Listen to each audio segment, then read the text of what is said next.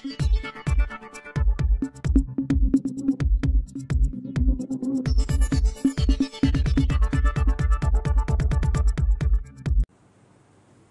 जे प्रेम दिलात, आशीर्वाद दिलात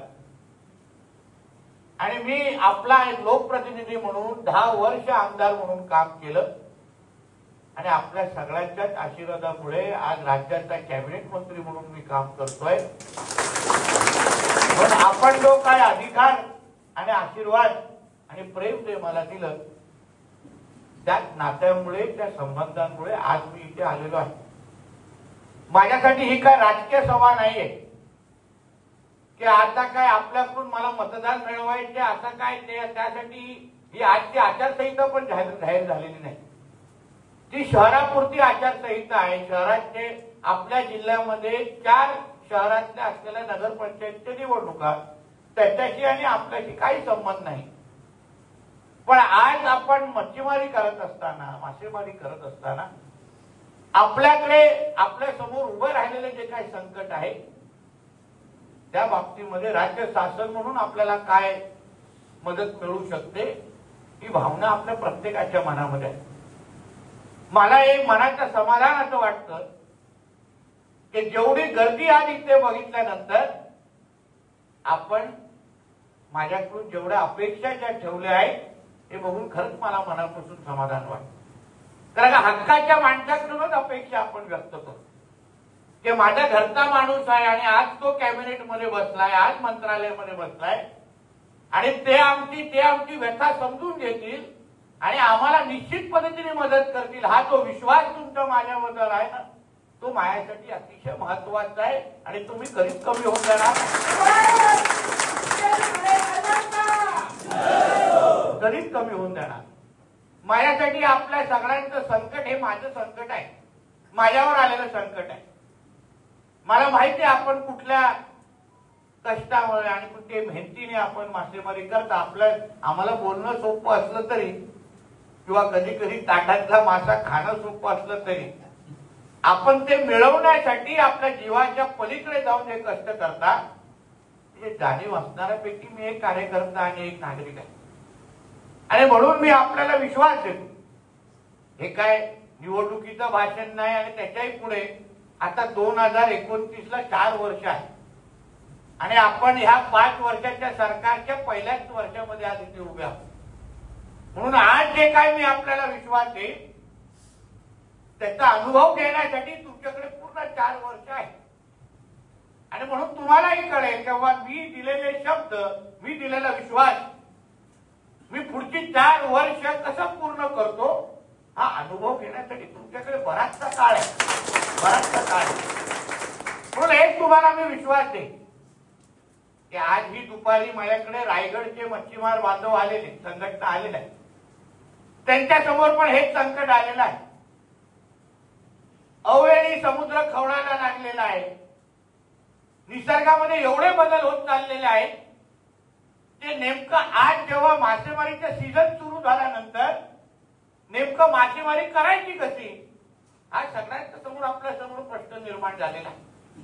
म्हणून मी माझ्या अधिकाऱ्यांना आज दुपारीच, मला माहित नव्हतं तुमचे हे सगळे प्रश्न आहे पण तरी आज दुपारी माझे मत्स्य व्यवसायाचे जे सचिव आहेत खात्याचे प्लस आमचे मत्स्य कमिशनर जे आहेत, फिशरीज कमिशनर आहेत तावडे आणि त्यांच्या अंतर्गत असलेल्या सगळ्या अधिकाऱ्यांची बैठक आजच दुपारी घेऊन आलोय आणि मग मी त्यांना असा अभ्यास करायला सांगितलाय की अगर आपण आपल्या राज्यामध्ये आपण मासेमारीला कृषीचा अगर दर्जा दिला असेल आणि आपण आता मासेमारीला शेतकऱ्यांबरोबर अगर तुलना करतोय, मच्छीमारांना अगर शेतकऱ्यांबरोबर तुलना करतोय त्याच चौकटीमध्ये अगर तुम्हाला आम्ही बघतोय मग जी मदत शासन म्हणून आपण शेतकऱ्यांना देतो मग अवकाळी पाऊस असेल किंवा पूर परिस्थिती असेल, नुकसान भरपाई असेल, काही असो सगळ्या बाबतीमध्ये आपण शेतकऱ्यांना सगळ्या परिस्थितीमध्ये आपण शासनमधून मदत करतो। असे कुठलीच परिस्थिती नाही आपण त्या पद्धतीने मदत त्यांना करतो।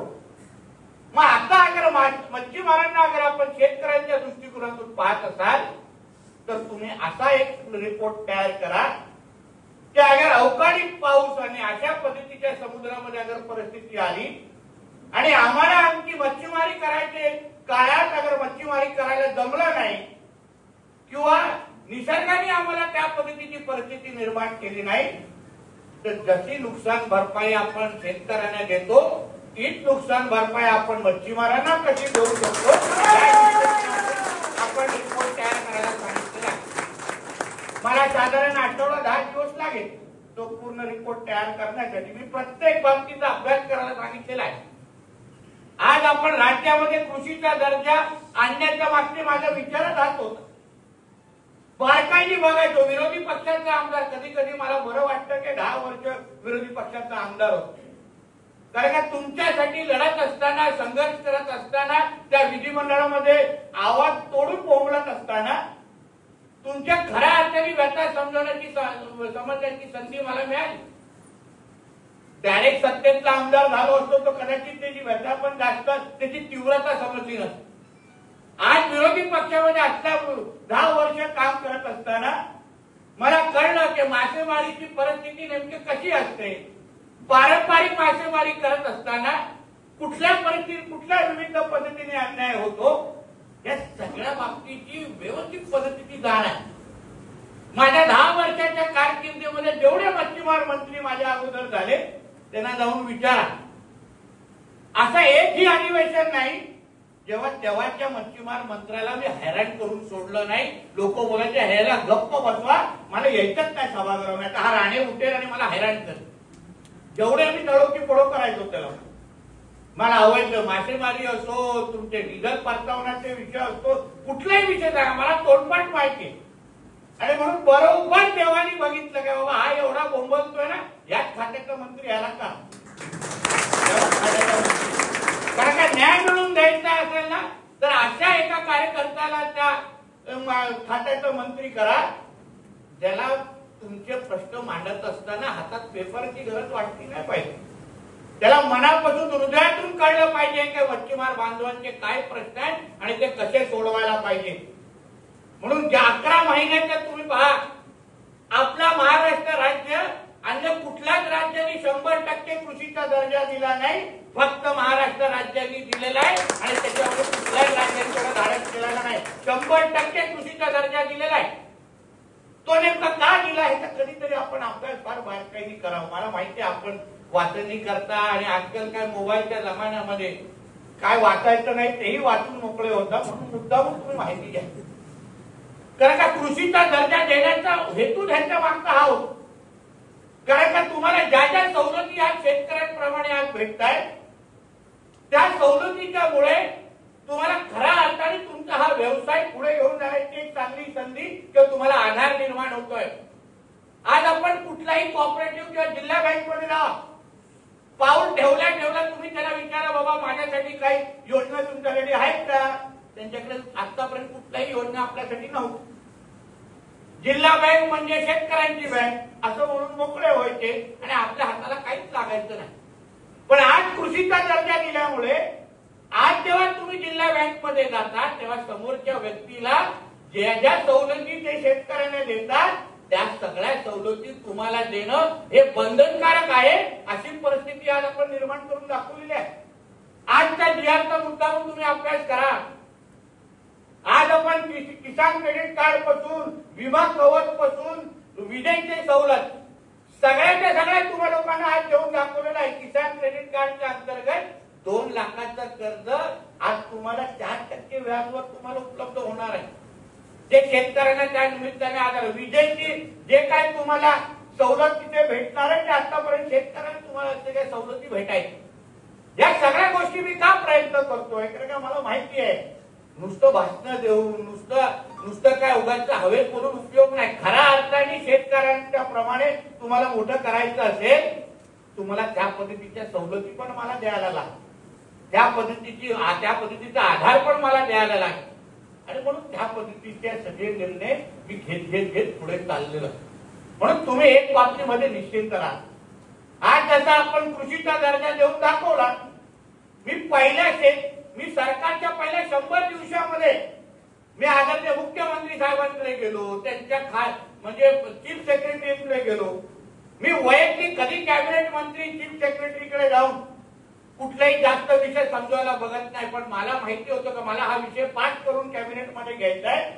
मी स्वतः माझ्या सगळ्या 8-9 अधिकाऱ्यांना त्यांच्याकडे घेऊन गेलो आणि त्यांना सांगितलं की साहेब ह्या गोष्टी झाल्या पाहिजे, मला कुठल्याही पद्धतीने हा निर्णय तुम्ही करा. आणि त्या पद्धतीने मी तो निर्णय करून घेतलेला. हे तुम्हाला का सांगतोय, जेणेकरून तुम्हाला कळलं पाहिजे की तुमच्या माणसाचं कॅबिनेटमध्ये वजन किती आहे हे सांगण्याचा मी प्रयत्न करतो. म्हणून आज त्या गोष्टी तुम्हाला मी सांगून जाईल की आपल्याला नुकसान भरपाई पाहिजे कारण तुमचा अधिकार आहे. हिंद वेळ आहे, आमच्या खिशामध्ये घरामध्ये काहीतरी आम्ही घेऊन जाऊ शकतो. हाच तो सीझनचा वेळ असतो. त्याच्यानंतर कधी व्हायचं सीझन आम्हाला थोड्या दर आठवड्यामध्ये समुद्राची परिस्थिती बदलते, बाजारपेठाची परिस्थिती बदलते. आता अगर आम्हाला समुद्रामध्ये जायला मिळणार नाही तर आम्ही जायचं कधी. आणि तेव्हा अगर निसर्गामुळे अगर आम्हाला संधी भेटत नसेल तर सरकार ही व्यवस्था ही तुमच्यासाठी निश्चित पद्धतीने उभी राहील. हा विश्वास तुम्हाला मी आजच्या निमित्ताने देऊन टाकतो. व्यवस्थित पद्धतीने आपण अभ्यास करू. बाबा कशा नुकसान भरपाई दिली पाहिजे, कोणाला कुठल्या त्या निकषामध्ये बसवायचं, त्याला सरसकट द्यायची असेल ती कशी द्यायची, हे सगळ्याचा अभ्यास करू. डिसेंबरचं अधिवेशन येत आहे बघा. 3 डिसेंबरला 4 डिसेंबरला निवडणुका नगरपालिकेच्या संपतील. 8 डिसेंबरला आमचं नागपूरला अधिवेशन. तेव्हा मुख्यमंत्री साहेबांशी बोलून तेव्हा नुकसान भरपाईचा प्रस्ताव कसा आणता येईल यावर तुमचा माणूस काम करेल. ह्याच्यामध्ये तुम्ही निश्चिंत राहा. याच्यावर आपण मार्ग काढायचा म्हणजे 100% काढायचा. त्याच्यामध्ये काही दोन परिणाम. मी तुमच्या बाजूच आहे आणि तुमची भावना ही माझी भावना करून ती सरकारकडून करून घेणार आहे. तुम्हाला या निमित्ताने मी तुम्हाला सांगतो. हे तुम्हाला या निमित्ताने सांगतो. दुसऱ्या वेळेला अवैध मासेमारी हे जे बोलले मी त्याच्याशी काही सहमत नाही. काय कशाचा राग काढताय हे मला अगदी कळलेलं नाही. कारण का माझ्या अधिकाऱ्यांवर माझा फार बारकाई नाही. ठीक आहे 2-4 गोष्टी पहिल्यासारखी परिस्थिती आहे का ते एकदमच काय अवैध मासेमारी व्हायची आणि अधिकारी काम करायचे ना असं काय परिस्थिती आहे का? काय आहे का एकदम परिस्थिती तशी आहे? अधिकारी काम करतात. एकदम काय सुतासारखे सरळ पहिल्या वर्षात होणार नाही. माझ्या चाबूकला अजून 4 वर्ष धार आणायला लागेल. मला करणार मी त्या सगळ्यात. कारण मलाही माहिती आहे की 12 नॉटिकल माईलच्या आतमध्ये येऊन जो मासेमारी करतो तो अवैध पद्धतीनेच करतो. पारंपरिक मासेमाऱ्याच्या पोटावर लाट मारतो हे मला माहिती आहे. हे मला माहिती आहे. माझा अभ्यास आहे. 12 नॉटिकल माईलच्या बाहेर राष्ट्रामध्ये राष्ट्रीय हद्द असते आणि 200 नॉटिकल माईलच्या बाहेर आंतरराष्ट्रीय हद्द असते. याचा अभ्यास असणारा माणूस आहे मी. म्हणून मला चांगल्या पद्धतीने माहिती आहे. म्हणून एकदमच काय परिस्थिती बेकार आहे असं मानणार मी की माझ्याकडे आता मला कारवाईचे आकडे माझ्याकडे नाही आहेत. नाही तर मी तेही आकडे आणले असते. मला काय माहिती होतं की माझीच माणसं माझ्या चिरफाड करतील नाही तर तेही आकडे आणले. ते आकडे आणले. कुठेतरी मला वाटतं निवडणुकीची उमेदवारी नाही बोललो म्हणून राग काढतो. मला आठवतं कुठली निवडणूक यांना लढवायला नाही दिली नगरपालिका त्याचा राग आहे. म्हणून माझ्या नादी लागू नका. मला माहिती आहे इतिहास कोण कोणाचा काय कधी कशाला बोलतो आणि केव्हा बोलतो. आणि म्हणून तुम्हाला सांगतो त्याच्याबद्दल निश्चिंत राहा. आपण आता 10 अजून गस्ती नौका विकत घेतोय. 10 ते पण स्टीलच्या आहेत जेणेकरून ड्रोनच्या बरोबर त्या गस्ती नौका पण आपल्या किनारपट्टीवर मिळतील. कारण आत्ताच्या ज्या काही लाकडी गस्ती नौका आहेत त्याला ना चालून पण कोणाला पकडणार नाही अशी अवस्था आहे त्या लोकांची. म्हणजे त्याला बघून तर लहान मुलं पण घाबरत नसतील. त्यांना वाटलं की कागद काय बोटी कोणतरी फिरवते अशी अवस्था आहे त्याची. मी माझ्या कमिशनरला सांगितलं या गस्ती नौका चालणार नाही. तुम्ही आपल्याला नवीन घ्यायच्याच प्रस्ताव आता फायनान्सकडे पडलेला आहे. 10 नवीन गस्ती नौका आपण पूर्ण किनारपट्टीवर आपण लावणार आहोत जेणेकरून कोणी आपल्या हातीमध्ये येणार नाही. अहो किनारपट्टीला सुरक्षित कसं ठेवायचं हे आम्हाला लोकांना माहिती. आमची प्राथमिकता आहे. आम्ही काय सोडणार नाही तो विषय. बिलकुल सोडणार. म्हणून या सगळ्या गोष्टीवर आपलं फार बारकाईने काम सुरू आहे. एवढाच विश्वास तुम्हाला मी आजच्या निमित्ताने देतो. तुमच्या मनामध्ये जे चिंतू परंतु असेल की बाबा काय होणार कसं होणार काय निश्चित आपल्याला माहिती आहे की आजची परिस्थिती आजची वेळ थोडी संकटाची आहे. पण शासन म्हणून तुमचा भाऊ आणि मित्र आणि मुलगा आज कॅबिनेट म्हणून मंत्रालयामध्ये बसलेला आहे. तो रोज आणि प्रत्येक क्षणात तुमच्याबद्दल विचार करतोय. हे विचार करून तुमचं आयुष्य राहते, चिंता करू नका. एकही मिनिट मला माहित आहे तुमच्यावर जे संकट येत आहे, घरी गेल्यावर मुलं आणि बायको अपेक्षेने पाहते का आज तरी काहीतरी आणलंय का, हा जे काय प्रश्न तुमच्यावर विचारलं जात आहे त्याला निश्चित पद्धतीने उत्तर मी देणार. हा विश्वास तुम्हाला ह्या मेळाव्याच्या निमित्ताने मी आज देऊन जातो. आजचा जो निर्णय घेतला ना 15 लाख मच्छीमारांना थेट त्याचा फायदा आहे. तुम्ही व्यवस्थित अगर बेरीज लावली तर प्रत्येकाला त्या योजना माध्यमातून प्रत्येक मच्छीमाराला 8,000 रुपये हे प्रत्येक मच्छीमाराला या 15 लाख मच्छीमारांना मिळू शकतात. अशा पद्धतीची योजना आहे. थोडी फक्त विस्तृत जाऊन माहिती घ्यावी अशी मी तुम्हाला विनंती आहे. किंवा तेली साहेब तुम्ही जे काही जे थोडं तज्ञ आणि जे अभ्यासू लोक आहेत ना त्यांनी थोडं मार्गदर्शन करावं. किसान क्रेडिट कार्ड कसं घ्यावं त्याच्याने यंत्रणा लावा ना. माझ्या अधिकारी तुम्हाला लोकांना देतो, तुम्ही बसवा त्या अधिकाऱ्यांना. सावळे साहेब तुम्ही लोक बसवा, लोकांना बसवा बरोबर. अभ्यास लोकांना माहिती जाऊ दे. कागदपत्र काय असतील, कागदपत्र कसे पाहिजे, कुठले पाहिजे ते गोळा करा लोकांचे. त्याच्यामध्ये काय 19-20 असेल तर मी बसतोय ना इथे, मी बसतोय, तुमचा माणूस बसलाय. सगळे 100% नसतील, 99% असतील ना. 1% नजरअंदाज करण्याची जबाबदारी माझी आहे ना. मी कुठे काय नाही बोलतो की 100%च पाहिजे असं नाही ना. मी बसतोय इथे. पण ह्या योजनांचा कसा 100% फायदा तुम्ही घेऊ शकता. ह्या ज्या काय तुम्ही कृषीच्या दर्जाच्या नंतर हे जे काय एक GR काढत चाललोय हे तुमच्या फायद्याचे आहे. फक्त तुम्ही थोडा याच्याबद्दल अभ्यास करा एवढी विनंती. पाहिजे मी अधिकारी पाठवतो, तुम्ही खोलात जाऊ सोशल मीडिया पाहिजे म्हणजे तुम्ही व्हॉट्सअपवर मेसेज केली साहेब तयार करा. तसे तुमचे लांब लचक मेसेज असतात थोडे ह्याच्यावर तयार करा आणि मला पाठवल्यापेक्षा ह्यांना पाठवा. आहे का ना केली साहेब, थोडा ज्ञानात भर पडेल. हा खावड्याच्या तुम्ही काही लोकांनी असा अभ्यास गट तयार करावं. शासन म्हणून जसं आपण आज निर्णय घेतोय ना ते तुमच्या हिताचे आहेत. आम्हाला काय पेपरामध्ये आमचं नाव आलं पाहिजे किंवा न्यूज मध्ये आमचं नाव चाललं पाहिजे त्यासाठी हे निर्णय नाही. मी GRची कॉपी तुम्हा लोकांना देतो, वाचा. आणि प्रत्येक मच्छीमाराला ह्या माध्यमातून कसा फायदा होतो त्याच्या घराघरात जसं लाडली बहीण योजना अंतर्गत जसे 1500 रुपये आपण देतोय तसं ह्या GRच्या माध्यमातून प्रत्येकाला 8,000 रुपये मिळण्याची संधी ह्या आजच्या GRच्या माध्यमातून आहे. हे तुम्ही फक्त बारकाईने अभ्यास करा. मग तुम्ही बोला की नाही, तुम्ही बोलताय ते बरोबर बोलताय. मग तुम्हाला कळेल की ह्या प्रत्येक GR मध्ये का मी म्हणलो की एक GR काढतोय जेणेकरून आजच्या ह्या आर्थिक परिस्थितीवर तुम्हाला लोकांना मात करता येईल. प्रत्येकाच्या हातामध्ये 15 लाख आमच्या राज्यामध्ये मच्छीमार नोंद आहे. प्रत्येकाला अगर 8,000 रुपये अगर मिळत असतील तुम्ही विचार करा तुम्हाला किती त्या निमित्ताने मदत होईल. आज शेतकरी सन्मान योजनेच्या अंतर्गत प्रत्येक शेतकऱ्याला 6,000 2,000 हप्ते भेटतात ना राज्य आणि केंद्राचे. त्याच पद्धतीची ही ह्या GR हे जे एक निघतायत ना त्यावर तुम्ही विचार करा. आता केंद्र सरकारची प्रधानमंत्री मत्स्य संपदा योजना माहिती आपण किती लाभार्थी ते असतील. आम्ही लोकांनी अभ्यास केला की बाबा केंद्राची योजना आहे पण त्याच्या कदाचित 100% लाभ कधी कधी मच्छीमार बांधवांना भेटत नाही. मी आदरणीय मुख्यमंत्री साहेबांकडे गेलो, मी काही अधिकाऱ्यांबरोबर बसलो. मला एक कळलं की आमच्या ह्या मत्स्य खात्याला राज्याचं हे जे मत्स्य खातं आहे एक ही स्वतंत्र योजना आमची नाही राज्याची. बघा कुठली योजना आहे का राज्याची, एक ही तुम्हाला योजना मिळणार. मग मी त्याच्याबद्दल पण अभ्यास करायला सुरू केलाय आणि येणाऱ्या जानेवारी 26 तारखेपासून पंतप्रधान मत्स्य संपदा योजनेच्या धर्तीवर आपण मुख्यमंत्री मत्स्य संपदा योजना सुरू करतोय. म्हणजे केंद्राच्या आणि राज्याच्या तशीच योजना तुम्हाला राज्यामध्ये मिळेल. म्हणजे अर्धे पैसे केंद्राचे तेवढेच पैसे राज्याचे. म्हणजे जसे 6,000 तुम्हाला शेतकरी सन्मानचे तुम्हाला जसं केंद्राचे भेटतात 6,000 तुम्हाला राज्य मिळतो तसंच मत्स्य संपदा योजनाचे पैसे तुम्हाला केंद्राचे भेटणार तेवढेच पैसे तुम्हाला राज्य आता देणार 26 जानेवारी 2026 पासून. ह्याचा तुम्ही बारकाईने फक्त तुम्ही विचार करा आणि ह्या दृष्टिकोनातून तुमचा अभ्यास करू. जे काही छोट्या लाभ म्हणजे कधी फिशचे आपले ते बॉक्स बास्केट बॉक्स असतील, काही कोल्ड स्टोरेजचे असतील, काही बर्फ कारखान्यासाठी असतील, अशा 26 नवीन योजना.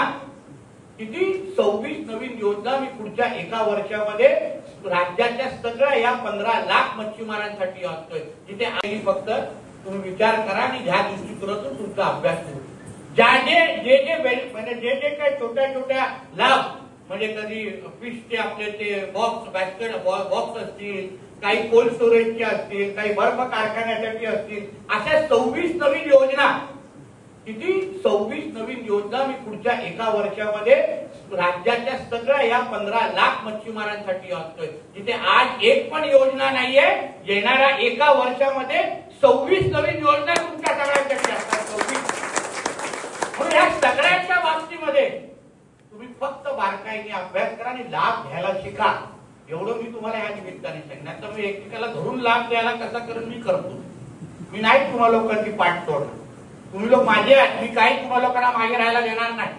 मी 1-2 महिने वाट पाहणार. 1-2 महिने बघतोय फक्त लाभार्थी वाढतायत. नाही वाढले ना, इथे टेबल लावून प्रत्येकाला जाणार गाडीत घर घेऊन ये आणि लाभार्थी बनव आणि परत घेऊन जा. एवढं का आवडो काय नाही आवड. तुम्ही नाही तर तुमची मुलं आणि आमच्या घरी बसणाऱ्या वहिनी तरी मला आशीर्वाद देतील, ते बघून घेऊ. म्हणून हे फायदे तुम्हाला आले पाहिजे, घ्यायला आले पाहिजे. हे सगळ्या योजना तुमच्यासाठी आम्ही काढतोय. तुम्ही व्यवस्थित पद्धतीने अभ्यास करून अगर केला ना, अहो सरकार तुमचं आहे, मंत्री तुमचा आहे, घरातला माणूस आहे, मत्स्य व्यवसाय मंत्री आहे. काय मागे पुढे बघू नका. हक्काने सगळ्या गोष्टींचा लाभ घ्यायला शिका. एवढं ह्या निमित्ताने मी तुम्हाला आवर्जून सांगतो. म्हणून आपण सगळ्या जणांना एवढा विश्वास दे. तुमच्या नजरेसमोर जे तुम्हाला आज संकट दिसतंय ते संकट दूर करण्यासाठी, जेणेकरून या वर्षी तुम्हाला जो त्रास झालाय, ठीक आहे, आपण 2 महिने आपल्याला थांबायला लागलं. पुढच्या वेळी अशीच परिस्थिती आली तर तुम्हाला थांबण्याची गरज भासणार नाही. एवढी काळजी मी निश्चित पद्धतीने घेईन. हाही विश्वास तुम्हाला या निमित्ताने देतो. या वर्षात तर आपण करू बघू. आपण डिसेंबरच्या अधिवेशनामध्ये या बाबतीमध्ये विशेष पॅकेज आपल्या ह्या राज्याच्या 15 लाख मच्छीमारांना कसं देऊ शकतो त्यावर माझं काम सुरू आहे आणि मी ते करून जाणार. म्हणून या सगळ्या गोष्टी आपल्याला सांगावं, जेणेकरून तुम्हालाही कळलं पाहिजे की तुमचा माणूस जे आता हळूहळू तुम्हाला थोडा कमी वेळ देतो असं वाटतं, तो काय नेमकं तिथे मंत्रालयात बसून दिवे लावतो हे तुम्हालाही कळलं पाहिजे. ते तुम्हाला वाटतं हा उगाच मुद्दा म्हणून येत नाही, असं नाही. भरपूर काम करतो. दिवसाचे 14-14, 15-15 तास काम करतो. आज सकाळ पहिली बैठक सकाळी 8 वाजता घेतलेली. रात्री 2:30 वाजेपर्यंत माझी बैठक सुरू होती इलेक्शनच्या संबंधित. 8 वाजता बैठक सुरू केली आहे. तुमच्या नंतर परत अजून 4 बैठका कणकवलीच्या घरी जाऊन घेणार आहे आणि मग झोपायला जाणार आहे, झोप लागली तर. म्हणून या सगळ्या गोष्टी का करतो की संधी मिळालेली आहे. कधी आपल्या सगळ्या वरिष्ठ नेत्यांच्या आशीर्वादामुळे तुमचा आमदार, ते पण देवगडचा आमदार कॅबिनेट मंत्री झाला आहे. लक्षात ही काही संधी मी सोडत नाही. जेवढं काही इतिहास घडवायचा आहे तुम्ही माझ्या कारकिर्दीमध्ये निश्चित पद्धतीने घडवील, एवढा विश्वास तुम्हाला मी आजच्या निमित्ताने देतो. तुम्हीही सगळेजण आपल्या आपल्या पद्धतीने निश्चिंत राहा. तुम्हाला जी काय मदत सरकारकडून अपेक्षित आहे, ठीक आहे, 2-4 अगर अधिकारी मागे पुढे करत असतील मला येऊन सांगा ना. तुमच्यापेक्षा मोठा कुठलाही अधिकारी माझ्यासाठी नाही. तुम्ही बोललात तर तो घरी गेला समजा, काय विषय नाही. मी काय विचारणार पण नाही. अहो विरोधी पक्षामध्ये असताना बांगडा फेकणारा खुर्चीवर बसून काय करत त्याला सोडणार आहे का? विचार करा. म्हणून आपण नेहमी तुमची बाजू घेणाऱ्यापैकी कार्यकर्ता म्हणून मी आतापर्यंत काम करत आलेलो आहे. पण त्याची तुम्ही निश्चिंत राहा. आपल्याला सगळ्या बाबतीमध्ये आपल्याला तुमचं हित हेच माझ्यासाठी महत्वाचं समजून मी आतापर्यंत काम करतो आणि ह्याही पुढे काम करेन, हा विश्वास तुम्हाला मी आजच्या निमित्ताने देतो. परत एकदा तुम्ही सगळेजण आज मोठ्या संख्येने जमलात. खरं म्हणतं 8:30ची बैठक होती, मला यायला 10-10:30 झाले. टेलिव्हिजनचं म्हणणं बरोबर, म्हणजे एअरपोर्टवरच मला उशीर झाल्यामुळे मला यायला थोडा विलंब झाला. यासाठी मनापासून मी आपली दिलगिरी व्यक्त करतो. परत एकदा आपण एवढे मोठे संख्येने जमलात